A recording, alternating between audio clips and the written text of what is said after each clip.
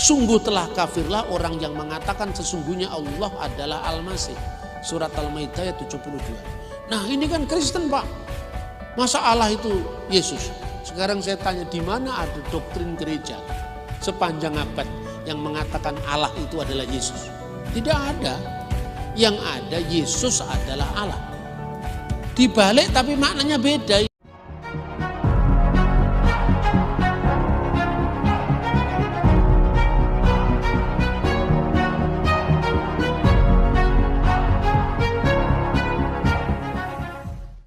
Ya Bapak Ibu, kita akan mengisi waktu 45 menit untuk tanya jawab. Dan kita beri 2 termin, 1 termin diberikan kesempatan kepada 2 orang. Monggo yang mau bertanya 2 orang. 1 Pak Karno, 1 Pak Karno, 1 kemudian Bu Erna. Ya, nanti Pak Andreas sesama orang Jawa Timur gampang ya Pak ya. Pak Karno lalu kemudian Bu Erna, monggo bisa bertanya. Mungkin Pak bisa maju ke depan sehingga kamera juga bisa mengambil gambar Bapak. Monggo Pak Karno.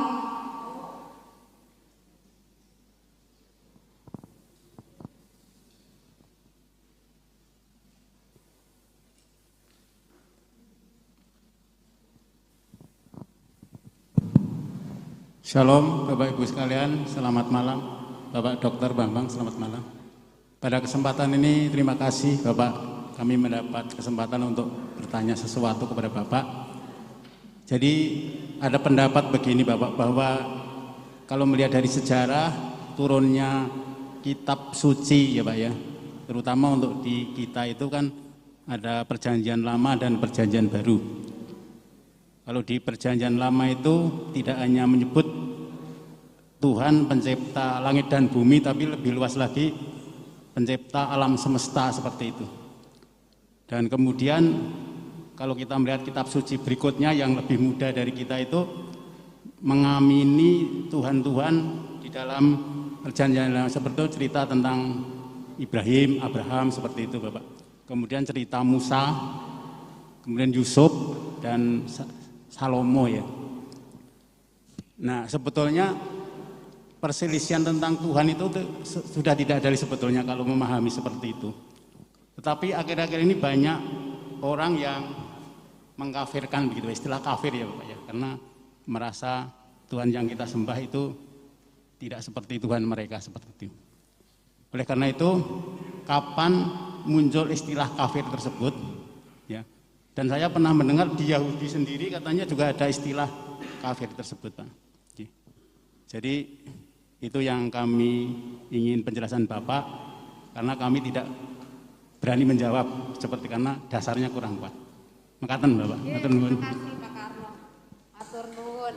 Nanti dijawabnya sekalian ya. Monggo. Monggo Bu Erna.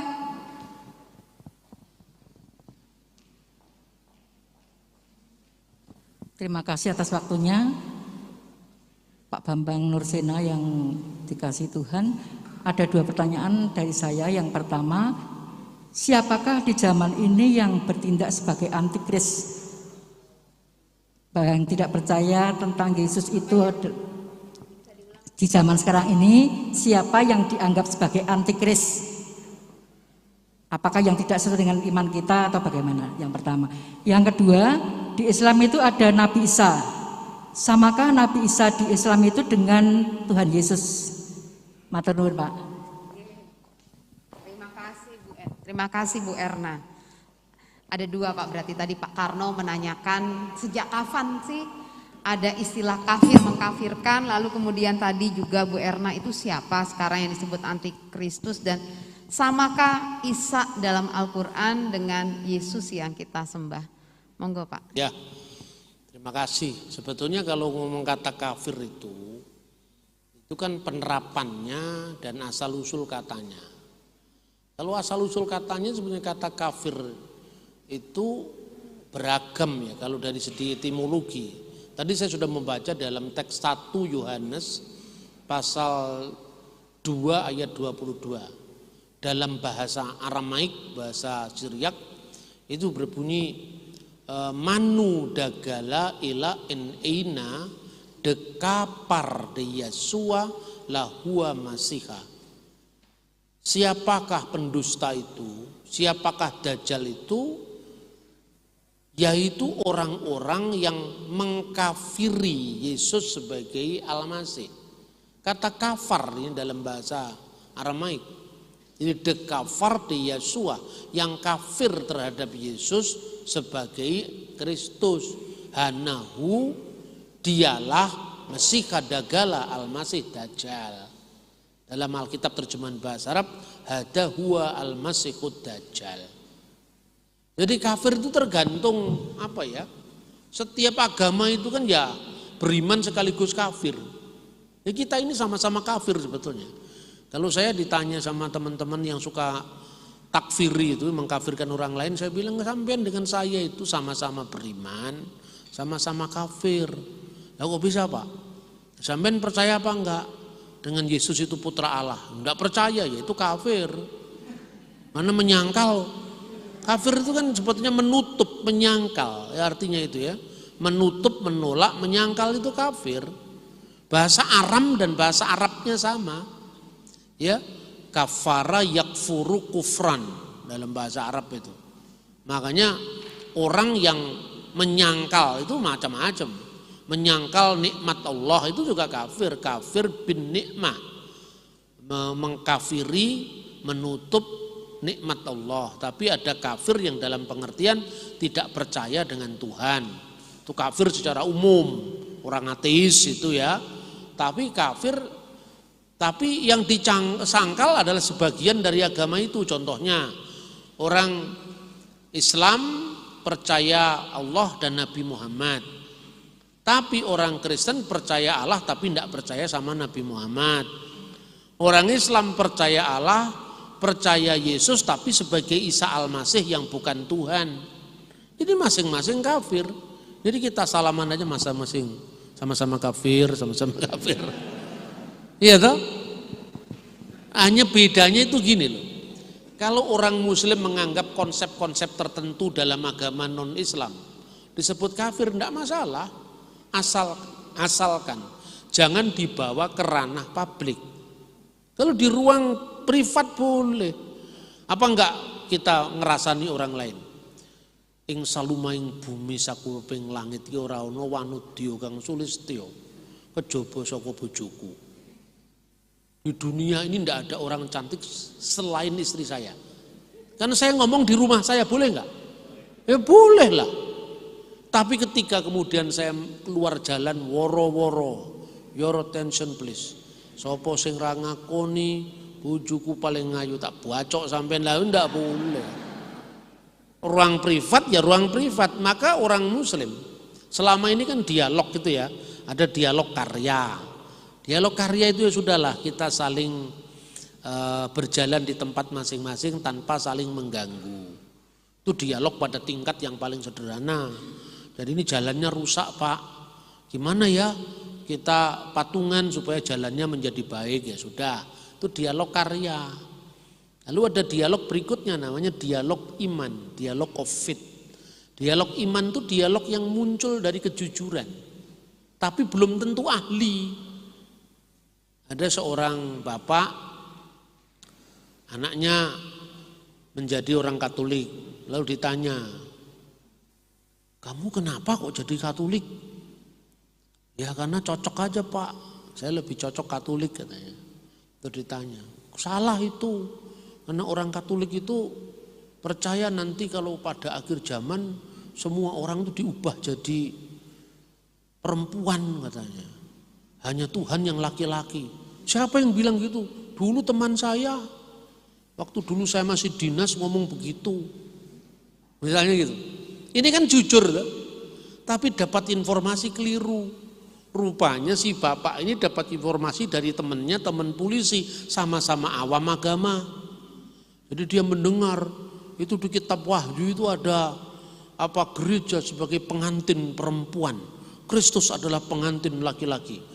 Wah berarti gitu Pak, nanti pada akhir zaman semua orang diubah jadi perempuan, hanya Yesus yang laki-laki loh.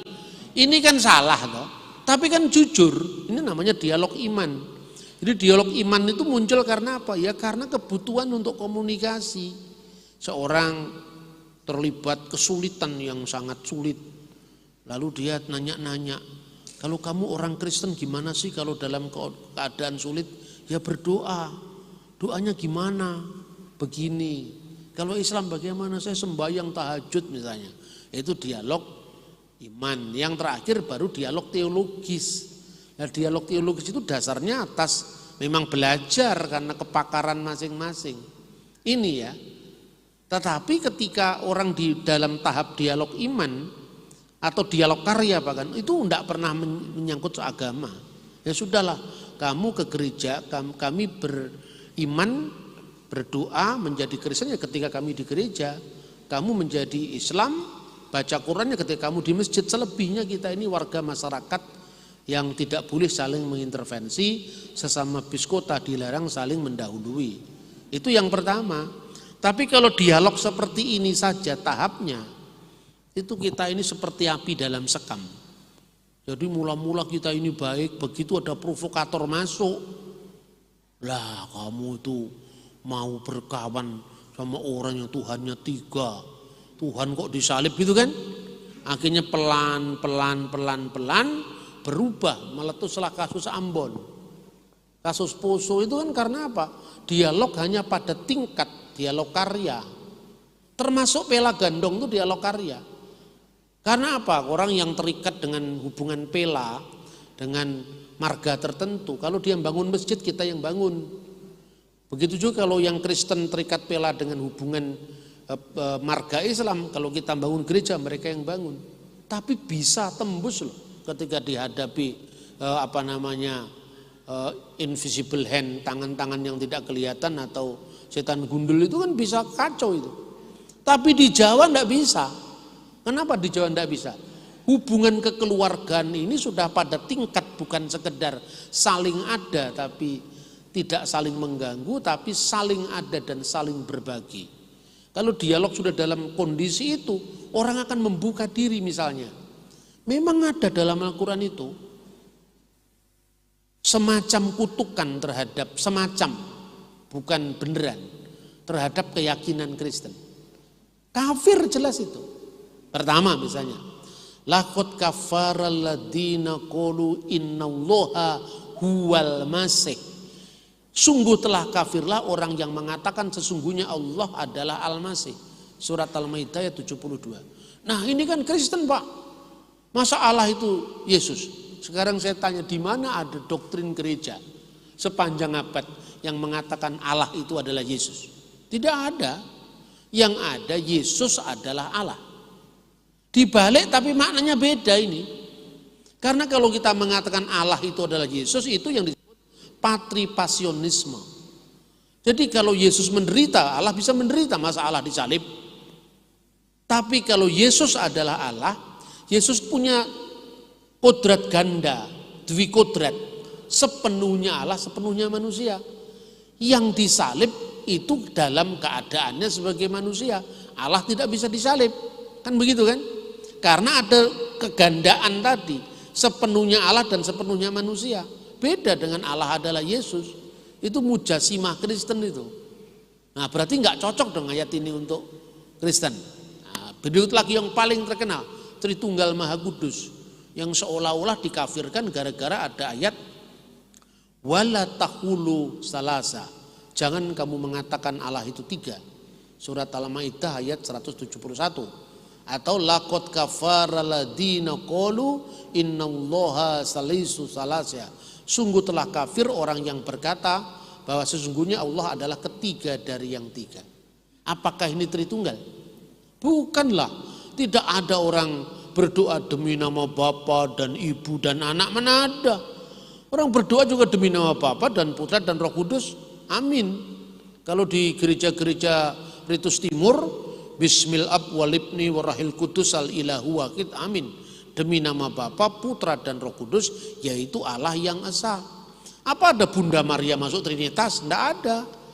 Nah, seorang bapak gereja namanya Epifanius dari Salamis, dia hidup pada abad keempat, mengatakan di negara Arab tumbuh aliran heresi, aliran bidat yang namanya koliridianisme, di mana Roh Kudus tidak muncul dalam Tritunggal, tapi yang dimunculkan Bunda Maria. Lalu Santo Irenaeus mengatakan kita harus menghormati Bunda Maria, karena Bunda Maria adalah seorang yang benar-benar dipilih Allah untuk melahirkan Sang Kristus yang sepenuhnya Allah. Makanya Bunda Maria disebut sebagai Mater Dei. Bukan Bunda Maria itu bundanya Allah Bapa, tapi bundanya Kristus yang sepenuhnya Allah. Gitu loh kira-kira. Sebab kalau Bunda Maria hanya bunda manusia Yesus, itu Nestorian, kira-kira seperti itu loh. Nah, ini kan penting dialog seperti ini. Jadi tidak ada orang Katolik, orang Ortodok, orang Protestan yang memasukkan Bunda Maria dalam Allah Tritunggal. Lalu siapa? Pak kan bingung. Dalam dialog sering terjadi. Jadi Pak memang percaya kalau ini Al-Quran ini benar. Dalam ini benar toh. Ketika kamu mengatakan kafirlah orang yang mengatakan Allah itu ketiga dari yang tiga, amin, betul. Memang Allah bukan ketiga dari yang tiga. Tidak ada orang Protestan yang nyanyi nyanyian rohani di gereja ketiga dari yang tiga. Mana ada? Yang ada ketiga yang esa, berarti jelas ada kesatuannya di situ. Tapi seorang ahli tafsir yang terkenal namanya adalah Al-Qasimi. Dalam tafsir Al-Qasimi dia mengatakan ini bukan Trinitas Kristen yang dikritik, tapi sekte Maryamiun yang percaya bahwa Tritunggal itu adalah Allah, Maryam dan Isa putranya. Ini kan dialognya jadi enak. Lalu tanya teman saya, "Loh Mas, berarti ini salah Mas?" So ngomong salah ya sopo. Ora salah, ini bener tapi salah alamat. Karena alamatnya bukan ke saya. Lah siapa ya golek ono dhewe.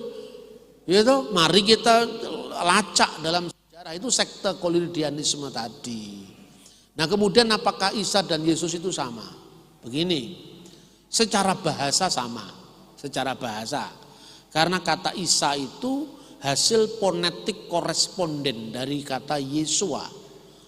Kenapa? Itu tadi saya baca tulisan Yosefus dalam bahasa Arab. Ya. Innahu fi hadal zaman ya'isu rajulun hakim ismuhu Iswa.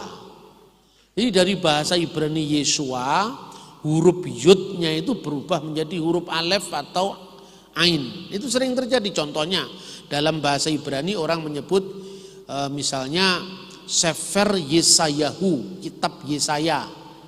Arabnya apa? Sefer Isaiah, Sifru Isaiah. Sefer Yirmiyahu, Yirmia jadi Irmia.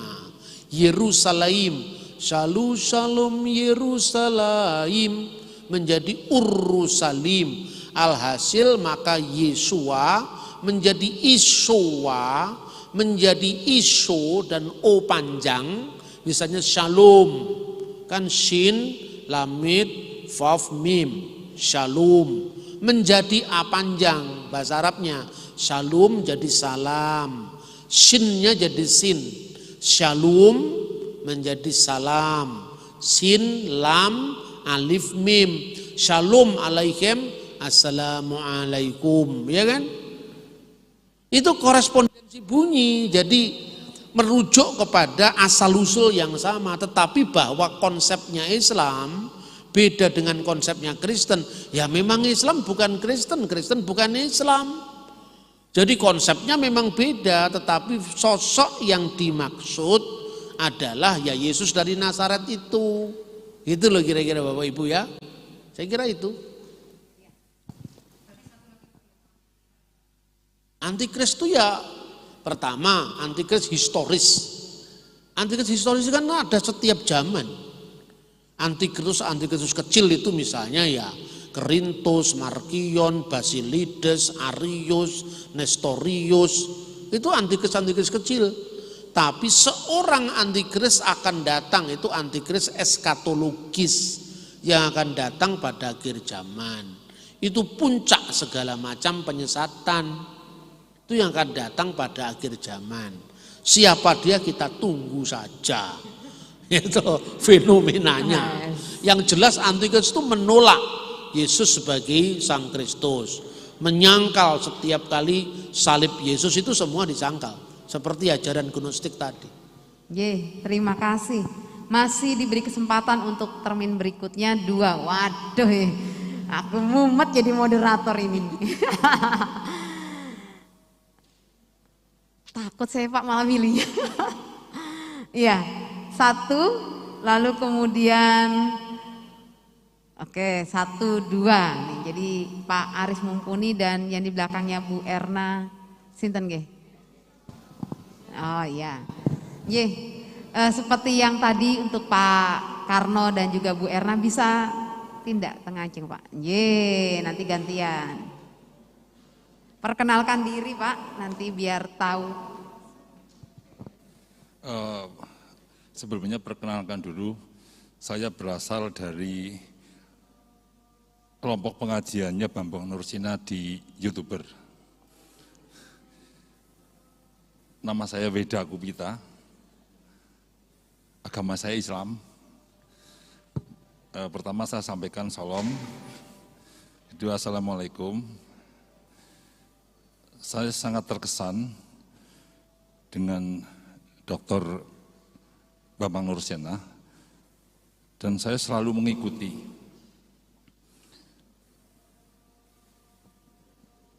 Dan saya entah mengapa saya merasa ketika saya sedang di kelompok itu, saya banyak sekali mendapatkan suatu pengetahuan. Karena perbandingan agama itu merupakan hal yang sangat menarik. Tadi nama saya Weda, W-E-D-A. Weda itu kitab suci agama Hindu. Tapi nama agama saya Islam. Saya temannya Pak Karno tadi itu, temannya Pak Timotius, temannya Pak Bambang Haryanto dan sebagainya. Dan saya, alhamdulillah, saya merasa sangat nyaman di ruangan ini sekarang.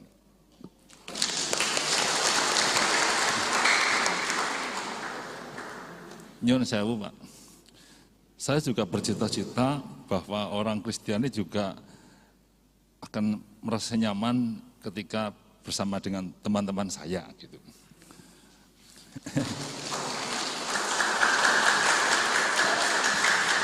Tema hari ini adalah mengenai masalah kebangkitan Yesus.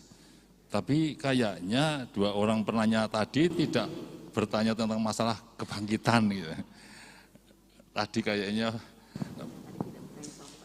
oleh karenanya itu saya ingin bertanya masalah kebangkitan. Yang pertama, sebagaimana saya sering mengikuti di YouTube, bahwa di dalam Islam juga mengenal adanya kebangkitan Al-Masih, yaitu di surat Maryam ayat 33 yang bunyinya nanti Pak Bambang Nursina saja yang mengatakan, yang menyampaikan. Iya, jauh. 10 kali lipat daripada saya. Yang intinya bahwa Isa itu lahir, mati dan bangkit, kan begitu. Yang ingin saya tanyakan, apa bedanya antara kebangkitan ini dalam konteks Islam dan dalam konteks Kristiani, dalam konteks Injil. Dan yang kedua, seberapa penting konsep tentang kebangkitan? Apakah apabila tidak ada ajaran kebangkitan, maka iman Kristiani itu akan runtuh? Itu yang kedua. Dan yang ketiga, saya kira bahwa kita itu di sini harus betul-betul bisa memanfaatkan semaksimal mungkin keberadaan Pak Bambang di sini, sehingga dimensinya perlu diperluas, tidak cerita tentang hanya kebangkitan saja. Saya ingin bertanya tentang masalah tadi Pak Bambang mengatakan bahwa berbicara Tuhan itu adalah berbicara dalam suatu alam yang metafisik. Jadi tidak bisa menggunakan rumus matematika. Akan tetapi ketika tadi dikatakan bahwa Yesus itu 100% manusia, 100% ilahi. Nah, ketika Yesus itu sebagai manusia, tentunya dia terikat dengan ruang dan waktu. Oleh karenanya itu, mau tidak mau, berbicara Yesus itu berbicara yang non metafisik juga. Mohon pencerahannya. Terima kasih. Sehat selalu untuk Pak Bang Musina. Ini benar-benar Pak Weda itu memakai kesempatan. Orang lain tanyanya 1, 2 Pak, dia 3, Trinitas itu Pak. Iya, ya mudah-mudahan tetap nyaman ya Pak di situ ya Pak ya. Iya, malah nanti jangan-jangan nggak mau pulang berada di situ terus. Ya, monggo Pak Aris Mumpuni katuran untuk. Monggo. Selamat malam Pak Bambang. Mungkin sama dengan Pak Weda, saya juga jamaah youtubernya ngaji Alkitab dari Pak Bambang. Meskipun belum tutup, ya, tapi saya kerap mengikuti. Mungkin juga karena berangkat dari institusi yang sama, maka pikirannya sama Pak. Karena sebagian yang mau beliau tanyakan itu sebenarnya juga sudah ada di otak saya. Intinya adalah saya ingin kembali kepada topik hari ini, realita atau kebohongan tentang kebangkitan Yesus itu. Oh ya mohon maaf saking semangatnya, saya Aris Mumpuni, warga GKJ Purwokerto Barat, dulu warga sini Pak, pernah jadi majelis di sini juga. Tapi 93 GKJ Purwokerto Barat, dewasa dari GKJ Purwokerto. Jadi saya mantan orang sini Pak. Baik, kembali ke yang tadi Bapak mengatakan bahwa bukti-bukti sejarah itu menjadi satu, kalau istilah saya, pilar. Nggak usah baca Alkitab, asal kita sudah bisa tunjukkan bukti sejarah yang kita punya tentang Yesus itu, maka kita sudah tahu siapa Yesus.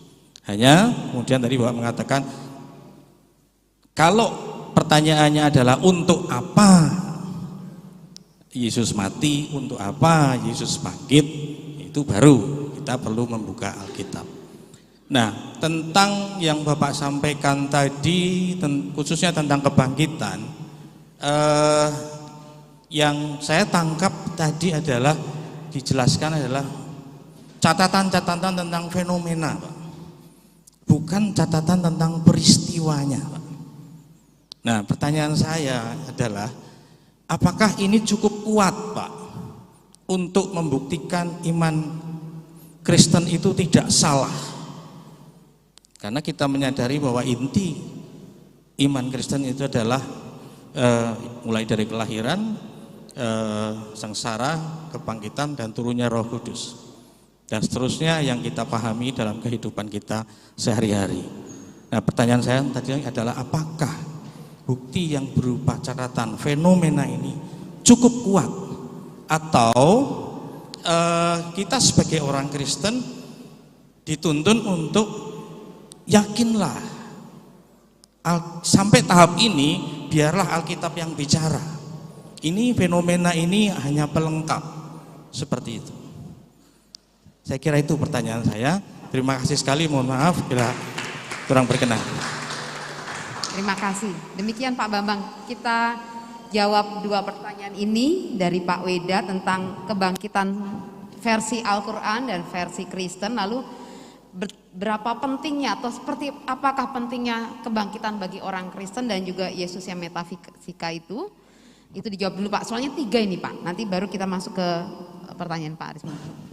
Oke, terima kasih.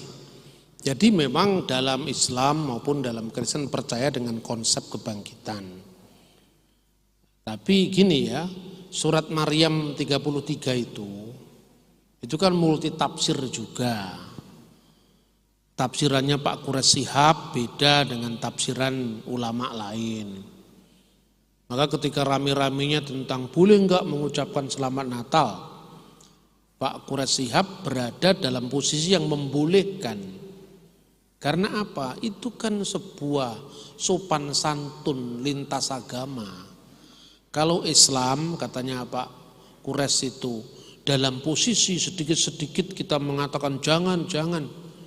Padahal setiap kali Idul Fitri di Timur Tengah kita diberikan ucapan salam oleh tokoh-tokoh Kristen. Masa kita hanya bisa menerima tidak bisa memberi? Toh yang kita berikan adalah penghormatan. Ya kan? Nah ketika saya mengucapkan selamat menempuh hidup baru kepada teman saya, kan bukan berarti istrinya jadi istri saya kan? Itu kan suatu ungkapan kebahagiaan. Apa yang kamu rasakan tuh saya rasakan karena kita sahabat, gitu loh. Jadi perbuatlah yang orang lain suka, perbuat atas kamu kembalikan kepada orang lain. Nah makanya dalam surat Maryam ayat 33 itu menurut tafsirnya Pak Quraisya boleh. Karena jelas itu wassalamu alayya yauma wulitu wa yauma amutu wa yauma ubasu hayya.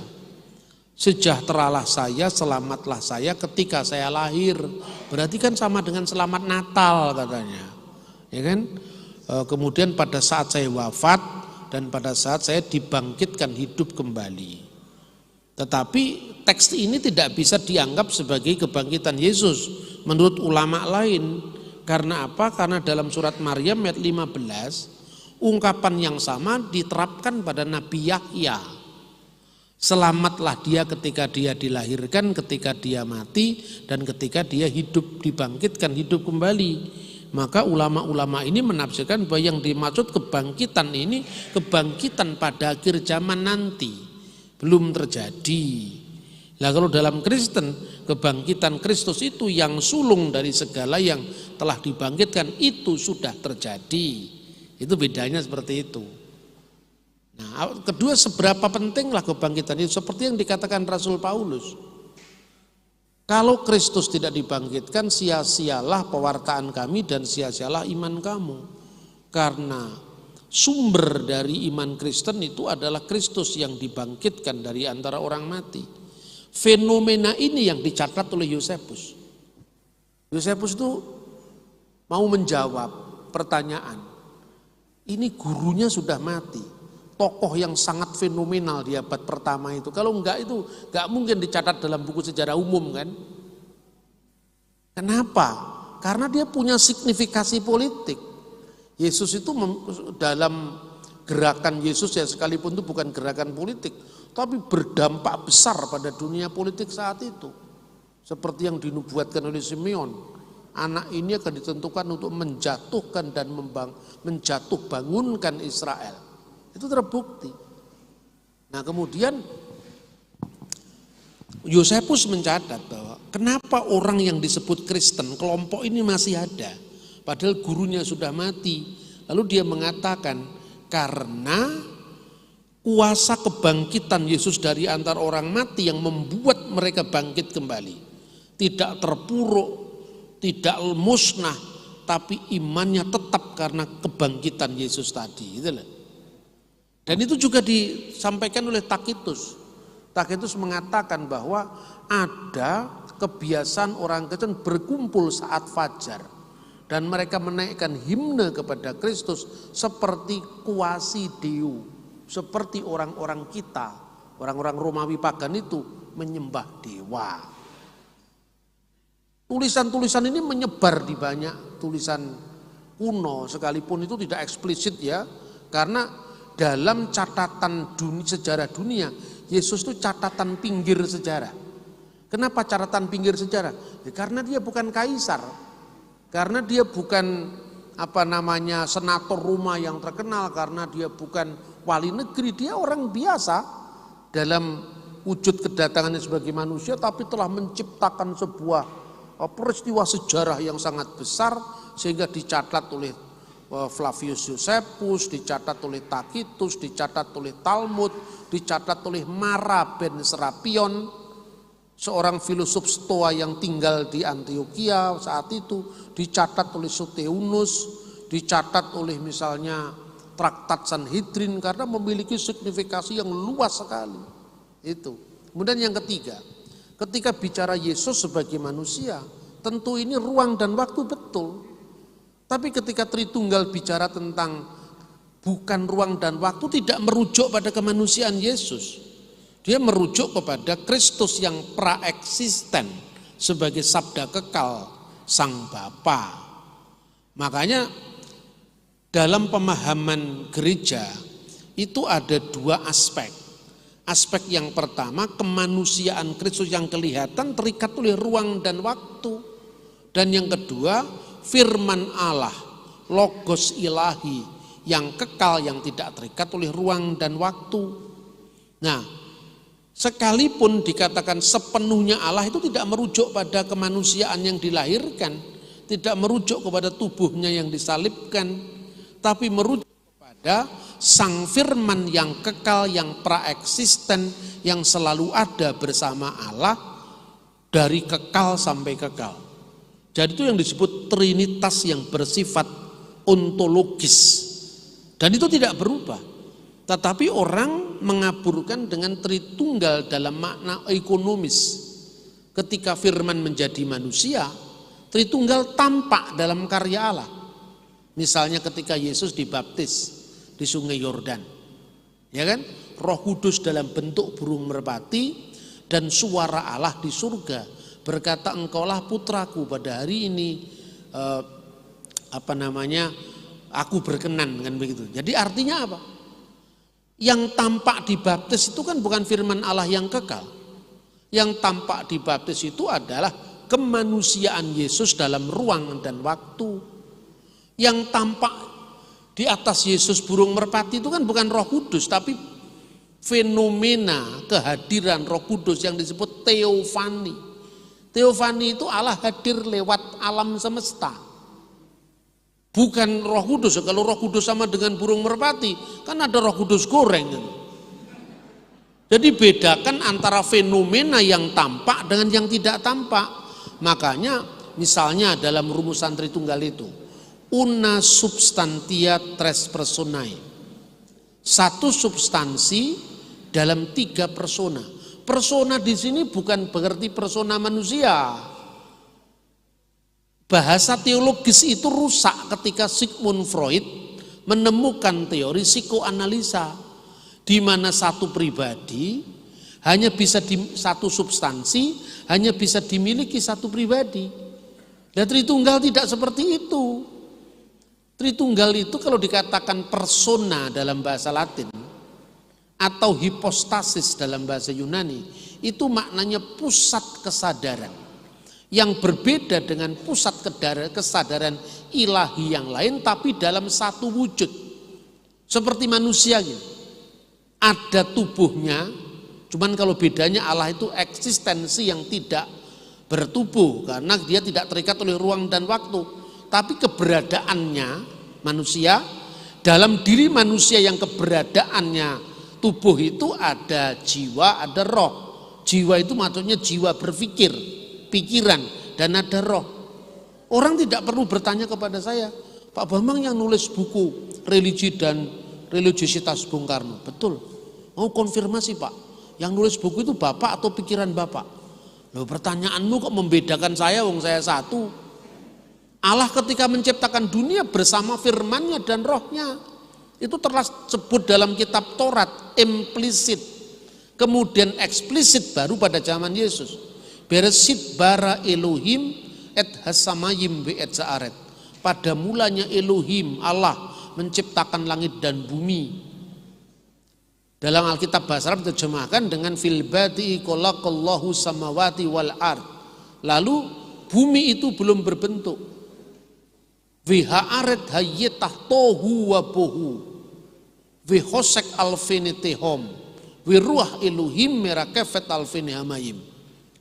Bumi itu belum berbentuk, gelap gulita dan kosong. Kegelapan menutupi samudra raya, wiruah Elohim dan roh Allah melayang-layang di atas permukaan air. Ini kata-kata yang sifatnya metafor. Jangan dibayangkan airnya besar, terus kemudian burungnya kecil melayang-layang, bukan itu. artinya mengerami secara dinamis, menyalurkan hidup ilahi kepada hidup ciptaan, menyalurkan sumber hidup ilahi sehingga planet-planet bergerak pada orbitnya masing-masing, sehingga akhirnya nanti puncak ciptaan dihembuskan roh itu dalam tubuh manusia. Itu maksudnya menjadi makhluk yang hidup. Jadi roh Allah itu memproses, menghadirkan kehidupan dari tidak ada menjadi ada. Lalu firman Allah, wa yomer Elohim zehiur wa zehiur, jadilah terang maka terang itu jadi. Elohim, ruah Elohim, dan dafar Elohim, Allah, firmannya dan rohnya. Itulah Tritunggal secara imanen dalam diri Allah. Tapi ketika peristiwa Yordan itu Tritunggal dalam penampakan yang sifatnya ruang dan waktu. Karena Allah itu tetap tidak kelihatan, kemudian suara terdengar. Terdengarnya di mana? Di atas. Ketika naik pesawat atasnya tidak ada, bawahnya jadi, karena dunia ini bulat. Ungkapan atas ini bukan artinya itu Allah di sana. Sebab di luar gravitasi bumi ini kan arah tidak ada lagi. Yang jelas bahwa Tuhan itu bertakhta di atas. Apa yang tidak mungkin dipikirkan manusia, apa yang tidak mungkin dihayati manusia. Tan keno kinoyo ngopo tan keno winiroso. Itu kalau bahasa Jawanya begitu. Nah, ya toh? Kemudian yang tubuh fisik ini kemanusiaan Yesus. Ini makanya dicobai, haus. Kira-kira begini. Kalau bisa dibandingkan, ini saya mengutip Dr. Siapa ini? Sayyid Husin Nasir dalam bukunya yang diterjemahkan oleh Gus Dur, ya, judulnya Islam dalam Cita dan Fakta. Jadi kira-kira untuk memudahkan pemahaman begini, kalau di Islam firman itu turun jadi kitab, kalau di Kristen firman itu turun jadi manusia. Nah, ketika firman turun jadi kitab, di situ ada dua hal, Quran yang kelihatan mushafnya, dan Quran yang tersimpan di Lauhul Mahfud. Ya, Imam Al-Ghazali mengatakan Quran yang tersimpan di Lauhul Mahfud itu adalah ajaliyun wa qaimatun fiddatillahi ta'ala.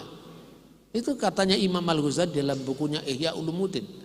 Tetapi ketika firman itu turun, yang dibaca, yang tertulis teksnya dalam mushaf Al-Quran itu temporal sifatnya. Jadi kalau bicara tentang yang kekal, yang Allah libatkan dengan kalamullah yang azali, itu tidak merujuk kepada teksnya yang bersifat lahiri. Seperti itu iman Kristen. Jadi ketika misalnya naskah Quran terbakar, padahal Quran itu firman Allah, apakah firman Allah bisa rusak? Tidak. Karena yang rusak itu adalah wujud nuzulnya sebagai buku. Begitu juga ketika Yesus mati, dia dibunuh dalam keadaannya sebagai manusia, tapi Allah tidak bisa mati. Seperti itu ya pemahamannya. Ini saya kutip dari Sayyid Husin Nasir, ya. Kemudian antara dialog Yahudi dan Kristen ini, dari teks yang sama orang Yahudi menafsirkan beda. Tapi tadi pagi saya sampaikan di Bamak, kalau ngomong Yahudi itu Yahudi tahun berapa, itu harus jelas juga. Karena orang Kristen itu kan kalau menghadapi Yudaisme kan seperti minder. Ya toh? Yahudi, wow minder. Gitu bedanya kalau orang Islam. Kebanyakan, tidak semua Islam. Juga kebanyakan, tidak semua Kristen. Begitu orang Islam mendengar Yahud, maqdubi alaihim, itu yang dilaknat Allah. Tapi kalau orang Kristen begitu dengar Israel yang dipilih Allah, kan itu kan.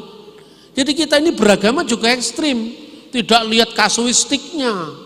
Nah, kalau Anda Yahudi dipilih Allah ketika terjadi pelanggaran HAM atas orang Palestina, masa ya kita membenarkan juga hanya gara-gara Yahudi Israel dipilih Tuhan? Ini kan nggak bisa begitu iman kita kan, harus kasuistis satu persatu. Nah, orang Yahudi biasanya juga menggunakan teks yang sama dalam makna yang berbeda. Misalnya Kejadian pasal 1 ayat 26. Itu kalau tafsir rabbinik, ada tafsir Yahudi pada umumnya menganggap baiklah kita jadikan manusia menurut gambar dan rupa kita. Bagi orang Kristen itu bukti Tritunggal, bahwa di dalam diri Allah itu ada kejamaan, tapi satu. Bagi orang Yahudi yang menolak ajaran Kristen, tidak begitu katanya. Orang Yahudi mengatakan, itu sidang ilahi. Jadi Tuhan itu sebelum menciptakan, dia mendeklarasikan pada makhluk yang sudah dia ciptakan lebih dulu. Lihat, saya mau menjadikan manusia menurut gambar dan rupa kita. Kita di sini menunjuk sidang ilahi. Menurut gambar dan rupa kita, kata tafsir Yahudi, dia punya bakat keabadian. Seperti kamu saya ciptakan sebagai roh-roh, katanya gitu. Orang Kristen begitu mendengar tafsir Yahudi, wow, luar biasa. Saya enggak gampang mengatakan luar biasa, saya teliti dulu bener apa enggak ini. Setelah saya selidiki tafsir Yahudi yang lebih kuno, enggak seperti itu. Itu tafsir yang juga reaktif terhadap kekristenan. Tafsir kuno itu misalnya Philo. Philo itu kan orang Yahudi dari Alexandria. Hidup pada tahun 20 sebelum Masehi lahir, tahun 50 Masehi dia meninggal. Dia mengatakan, Tuhan bicara dengan siapa itu? Dengan logosnya katanya. Tuhan berbicara, berdialog dengan firman-Nya. Berdialog dengan sang logos yang ada dalam diri Allah. Kalau bahasa Jawanya ngudoroso itu. Jadi bicara dengan dirinya sendiri, yang di dalam dirinya itu ada kejamaan. Orang Yahudi apa keliru? Tidak keliru, saya bilang. Saya kan nggak mudah mengkelirukan orang. Terus kabeh bener lah, atau orang keliru. Tapi masih ada komanya. Gue tak ajak mikir dhisik. Gitu? Kalau Tuhan bicara sama malaikatnya, secara gramatika tidak salah. Karena kata yang digunakan dalam bahasa Ibrani itu naaseh. Naaseh itu marilah kita buat. Kita buat itu dari bahan yang sudah ada. Berarti bukan penciptaan dari nol. Artinya kita membuat manusia itu menurut gambar dan rupa kita. Nah, orang Kristen yang anti Yahudi nyerang, masa ciptaan diajak mencipta sama Tuhan? Bukan begitu. Karena pada ayat 27 Tuhan berfirman, maka diciptakanlah manusia, baru digunakan kata bara, yang artinya penciptaan dari tidak ada menjadi ada. Maka diciptakanlah manusia itu menurut gambarnya, baik laki-laki dan perempuan diciptakanlah mereka. Berarti yang menciptakan hanya Allah. Malaikat itu cuma diajak rembukan. Nah, gramatika tidak salah. Saya jawab, oke, tidak salah. Sekarang perhatikan. Sak durunge malaikat enek iki terus Gusti Allah nyiptakne karo sapa? Ya sendiri Pak lah, udah. Ketika malaikat sudah ada, malaikat arep nggawe menungso. Hei malaikat, ayo kita buat manusia, saksikan. Saya deklarasikan ya, saya mau bikin manusia menurut gambar dan rupa kita. Oke, katakanlah secara gramatika itu benar. Lah saurunge malaikat enek diciptakan, terus Tuhan karo sapa? Dewe Pak. Lah waktu dewe sing diajak ngomong sapa? Waduh, ya itulah makanya Pak, Tuhan menciptakan makhluknya supaya dia bisa menyaksikan kebesarannya. Berarti Tuhan butuh aktualisasi diri, no. Ya toh? Karena apa?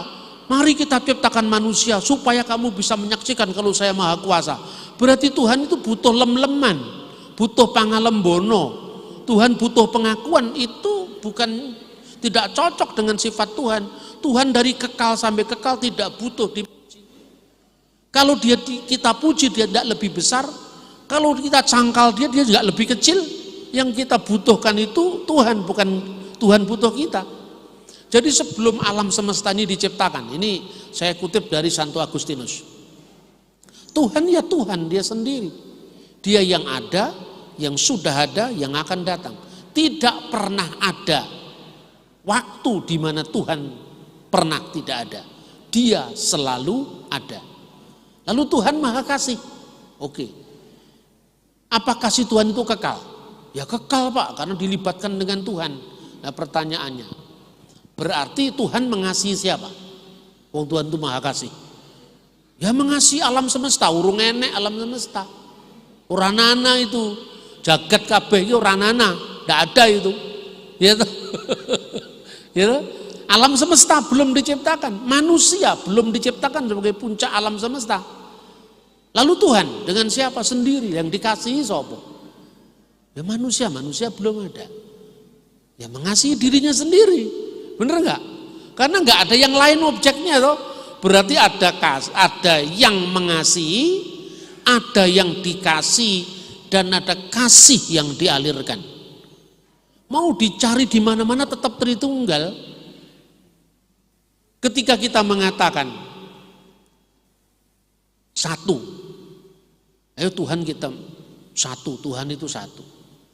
Kenapa ada butuh? Kalau misalnya di dunia ini cuma ada satu, orang tidak butuh aku, engkau, kami tidak butuh. Baru ketika ada dua, baru ada aku dan kamu. Ketika ada tiga, aku, kamu, dan dia. Bener nggak? Jadi ungkapan satu ini pun juga nisbi. Itu perhatikan, yang dikasih adalah firman-Nya, yang mengasihi wujudnya, yang kasih yang dialurkan spirit atau roh yang melingkari dia kekal sampai kekal. Inilah yang disebut wujud al-Khaliq, wujud sang pencipta. Lah, tarian trinitaris ini yang sangat dinamis menimbulkan gerak di dunia ini yang menyebabkan adanya yang lain. Makanya adanya yang lain itu diawali dari ketiadaan, ya kan? Inilah yang disebut makhluk atau ciptaan. Jadi ada yang pertama tidak disebabkan oleh ada yang lain, tapi ada yang berikutnya disebabkan oleh yang maha ada. Ini ilmu tua ini, bener apa tidak? Ya toh?